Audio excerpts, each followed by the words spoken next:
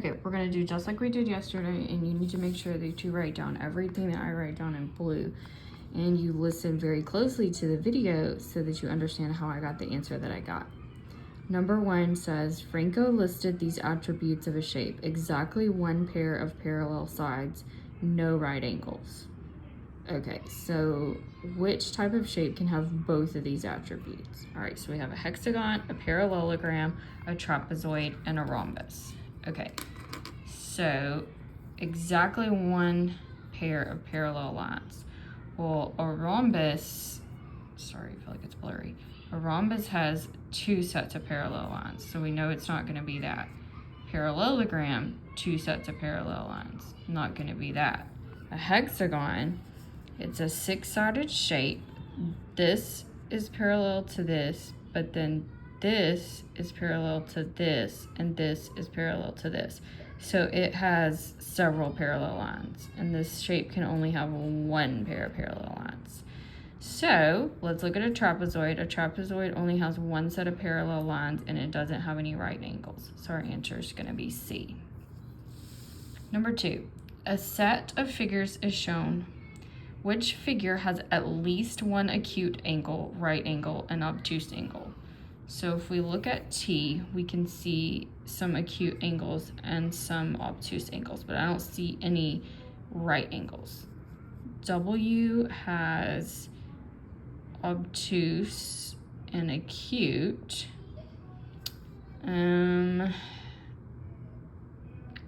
don't think those are right angles, but let's come back to it. Okay, we know we have one right angle, 2 right angles, an obtuse angle, and a acute angle. And then we only have in Y, we have a right angle and 2 acute. So we know it can't be Y, we know it can't be T. All right, but let's look, at least one acute. So we have one acute, a right angle, and an obtuse angle. So I think the best answer is gonna be C, which is figure X. Number 3, a group of figures is shown. Which lists the figures in the group that appear to have at least one right angle? All right, so T, we know it's not going to be, well, T, it has at least one, right? It has 4 right angles. Same with W, it has 4 right angles. So we know it's going to be T and W. So we can go ahead and mark out C and D because they don't include W. All right, and then also X doesn't have any right angles. Y does not have any right angles. Z has 1 right angle, so it's going to be T, W, and Z, or B. Number 4, a rectangle is shown below. What type of angles does a rectangle have? Well, if you can remember when we learned our geometry, it has 4 right angles.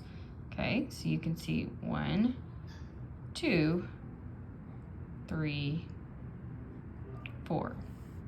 4 right angles. There are no acute, there are no obtuse. 4 right angles. Okay. Number 5. Martha gave clues for a mystery polygon. It has 4 sides. Opposite sides are parallel. It has 2 obtuse angles and 2 acute angles, which is not a possible name of Martha's mystery polygon. So you have to kind of keep going back to that word not. So you have an obtuse triangle, a rhombus, a quadrilateral, and a parallelogram. So you have to remember that it has 4 sides. So it's telling you that this mystery polygon has 4 sides. A rhombus has 4 sides, a quadrilateral has 4 sides, and a parallelogram has 4 sides. So all of those could be her shape. Now, an obtuse triangle, it's a triangle, so how many sides does it have? Well, it only has 3 sides. So there's no way that this could be her shape, so this is our answer. And you can see I accidentally marked it out instead of circling it because I had to keep going back to that word not. Number 6, which angles appear to have a measure of 160 degrees? So you're gonna go through each answer choice and you're going to subtract. So you're going to take 180 minus 20, and this one is 160. And that makes sense because it's an obtuse angle. Okay, then coming down to B, and we have 180 minus 160, and that is 20 degrees. And again, we're looking for 160. Okay, go down to C, and we have 160 minus 20, and that's 140. Okay, and then I kind of cut off, so I have to go to the next page. But then the next one says 170 minus 10, and that equals 160. And the last one is 40 minus 20 equals 20. And again, we were looking for the two answer choices that were 160 degrees. Now remember, you always have to subtract those top numbers. Number 7, angle TUV is shown on the protractor. What is the measure of angle TUV to the nearest degree? So again, we're going to do the same thing. We're going to look at the top numbers, and this one's 170, and this one's 110, and we're going to subtract those two numbers, and we should get 60 degrees, which is B.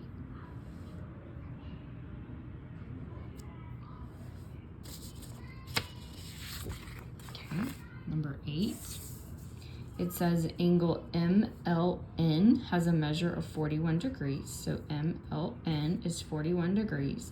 And then angle NLP is a right angle. NLP is a right angle. And we know that a right angle is 90 degrees. So it says, what is the measure of angle MLP? So we have the two smaller angles, and we need to know the larger angle. So we're going to add 41 plus 90. 1 plus 0 is 1. 4 plus 9 is 13. So then our answer will be D, 131 degrees. And number 9 says, Lucero drew the angles below. She knew the measure of angle W is 42 degrees, and the measure of angle X is 28 degrees.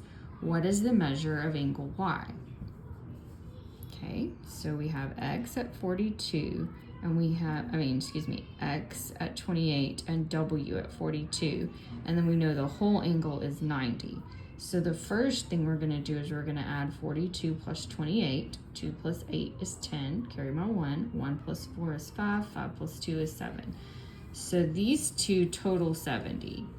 And so I know that these two are 70 and the whole thing is 90. So now I'm gonna take 90 and subtract 70, and that's going to give me 20. And so then the measure of angle Y is going to be 20 degrees.